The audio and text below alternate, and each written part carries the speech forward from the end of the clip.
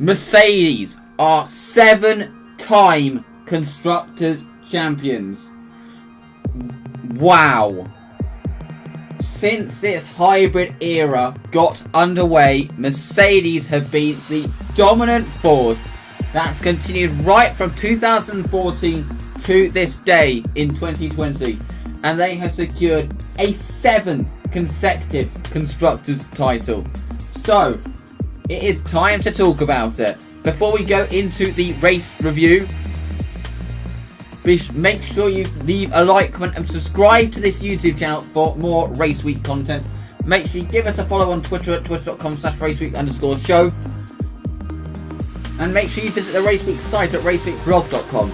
Without further ado, it's time to go into the race review.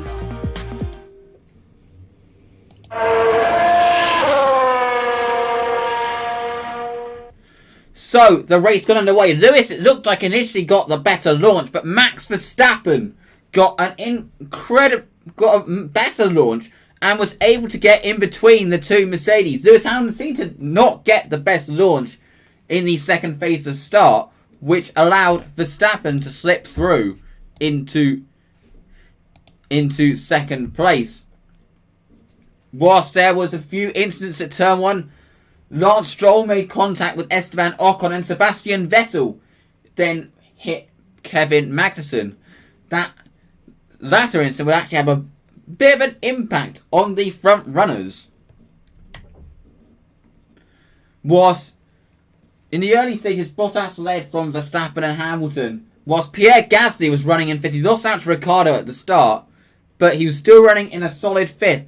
But absolute heartbreak for him, as he was then called into the pits to retire with a terminal water leak.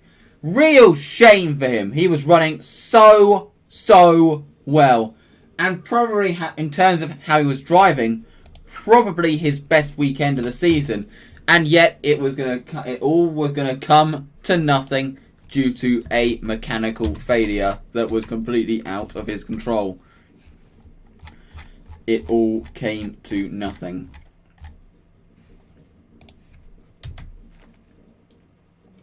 Whilst in the pit stops, you had Valtteri Bottas was leading, but he actually had hit debris on the second lap from the Vettel-Magnussen incident.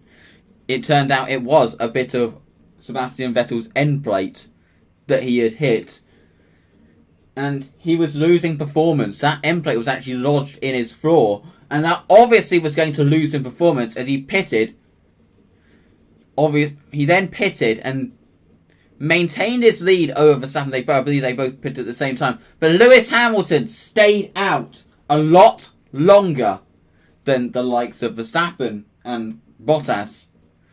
And he went long into the race. He was now banging in fastest laps. Fastest lap after fastest lap after fastest lap. Before his planned pit stop. And he actually did have a good enough gap to maintain the lead.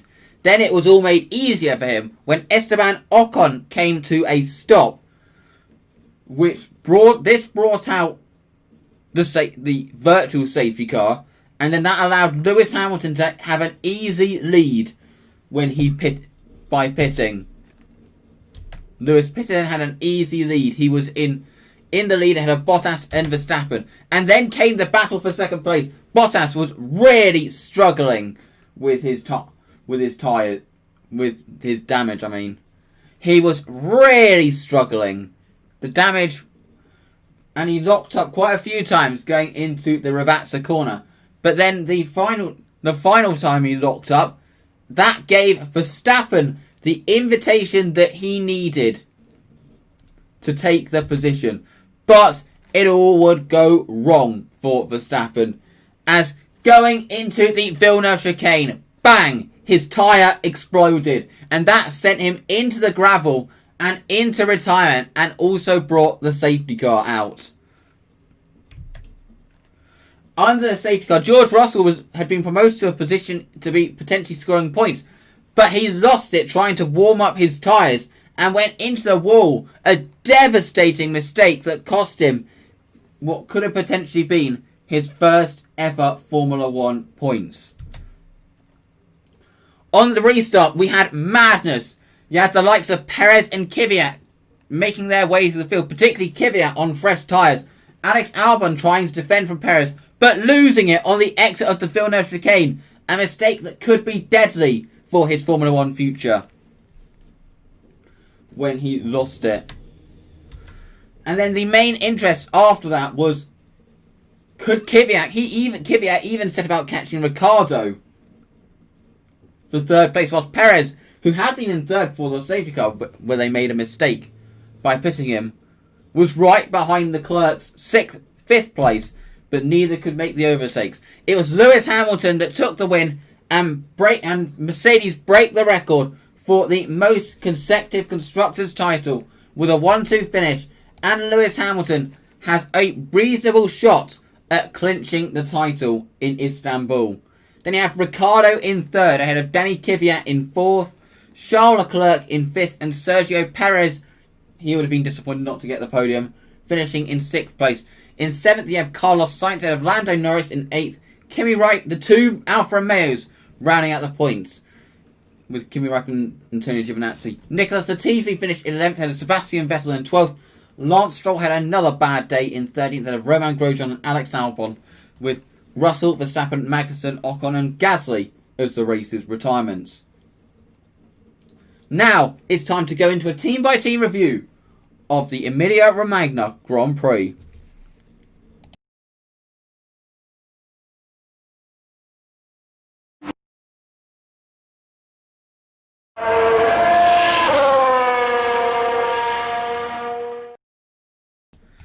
A mistake that George Russell is going to rue is an understatement. He looks so devastated after he managed to stuff it in the wall the way that he did. And after that happened, and part of the reason for that is it cost the team quite a lot. The team could have got their first point of the season. And George Russell was driving so well up until then. But I'm pretty sure that that first point is coming sometime soon for George Russell.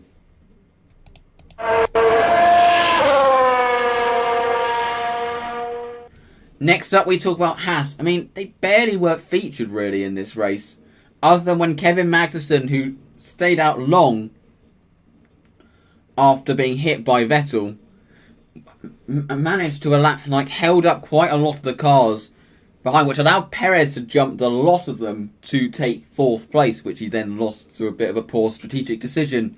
But Kevin Magnussen did actually retire due to violent upshifts, resulting in a headache for him, whilst Romain Grosjean had a fairly quiet race, it can be said.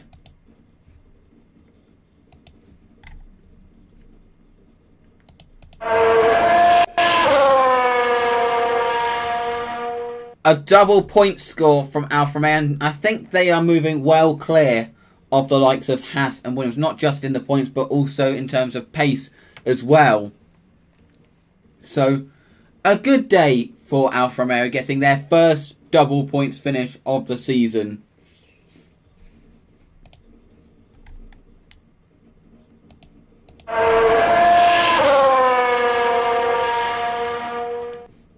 Next up, we talk about Alfa Romeo, AlphaTauri, and a good day but could have been better.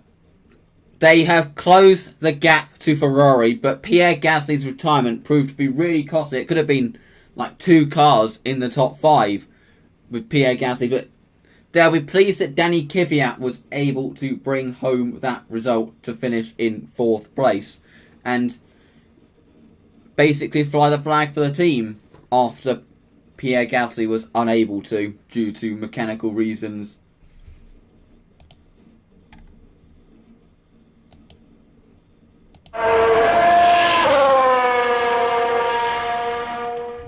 Next up, we move on to Ferrari, and an okay race for Charles Leclerc. Not as good as he has done in previous races, but an okay race, finishing in 5th place, continuing to score good points for the team in a very difficult car.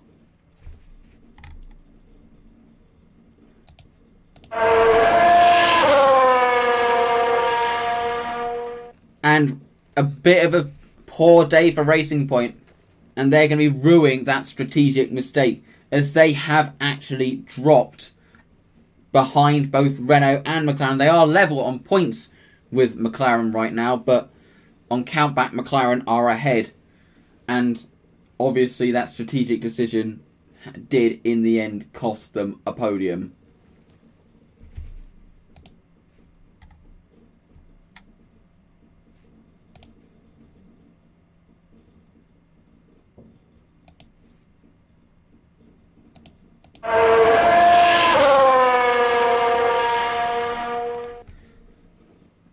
They were disappointed that it was hard to overtake around this circuit, because they thought they had the capabilities for higher than 7th and 8th with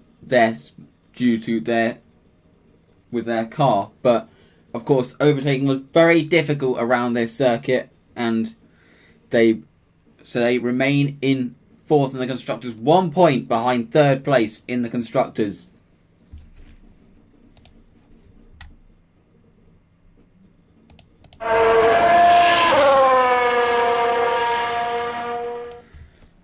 I said that the Eiffel Grand Prix wasn't going to be Daniel Ricciardo's last podium of the season, and I was proven wrong proven right within 2 races, as Daniel Ricciardo took another podium today. And I'm going to say this again, I don't think it's going to be his last of the season. I think he's going to have another one. And it proved to be a vital result for Renault, as they are now in 3rd in the constructors' standings. After a brief blip in Portimao, Renault seem to be on a run of form.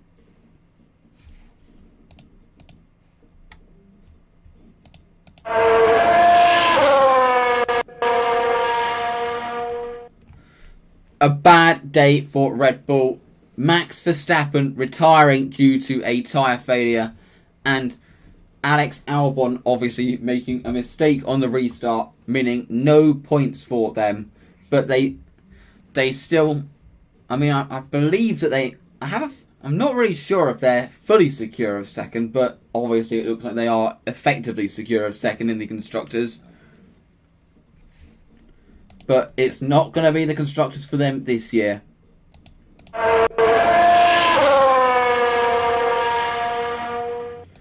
The constructors this year once again went to Mercedes. Another 1-2 finish for Mercedes.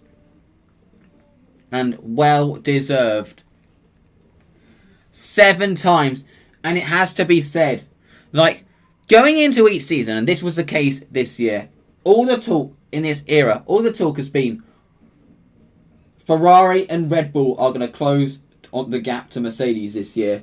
They've been Ferrari and Red Bull are going to close the gap. They're going to be so good. The gap's going to be very close. Mercedes aren't going to have an answer for it. And then Mercedes turn up in testing with something extraordinary, such as what they did this year with the DAS. They are just simply the best team in Formula 1 right now. And there are other teams that have a similar budget to them that just aren't able to compete with them, because Mercedes are just so operationally... They're so skilled at making a car and so skilled operationally as well. So there is absolutely no way you can say that Mercedes have not earned these 7 titles.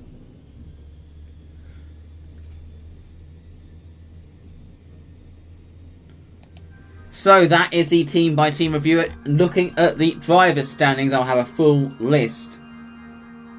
I will have a full list when I do the midweek recap on Thursday. But Lewis Hamilton is now 85 points in front and has a very good chance of securing the title at Istanbul Park. Valtteri Bottas has to outscore him by 11 points. If he outscores him by 10, then on countback, Lewis, there'd be no way he could beat Lewis in the standings on countback. So All Lewis needs to do, if he finishes second, he is champion. If he finishes third, Valtteri Bottas has to win or outscore him by 10 points and set fastest lap. If Lewis finishes third, Valtteri has to win and set fastest lap to continue to be still in the title race. So it's looking good for Lewis that basically the top two, if Mercedes finish 1-2, then Lewis is champion. Max Verstappen does look pretty set for third place, doesn't he? In the stand there, Daniel Ricciardo, who still holds fourth in the drivers' standings. Charles Leclerc is in fifth ahead of Sergio Perez, who's moved up into sixth. Then you have Lando Norris in seventh. Carlos Sainz Jr. has moved up to eighth. Alex Albon has dropped to ninth. Pierre Gasly has dropped into 10th. Both as a result of non-scores. Then you have Lance Stroll in seventh, who hasn't scored a point since his podium in Monza. Then you have Esteban Ocon in 12th. Danny Kvyat has moved ahead of Sebastian Vettel in 13th place. Then you have Nico Hülkenberg, Kimi Räikkönen, Antonio Giovinazzi, Romain Grosjean, Kevin Magnussen, and 2 Williams, still the only drivers yet to score. So that is it from the Emilia-Romagna Grand Prix review. Thank you very much for watching. As I said at the beginning, make sure you leave a like, comment and subscribe to this channel. Make sure you follow us on Twitter at twitter.com/raceweek_show.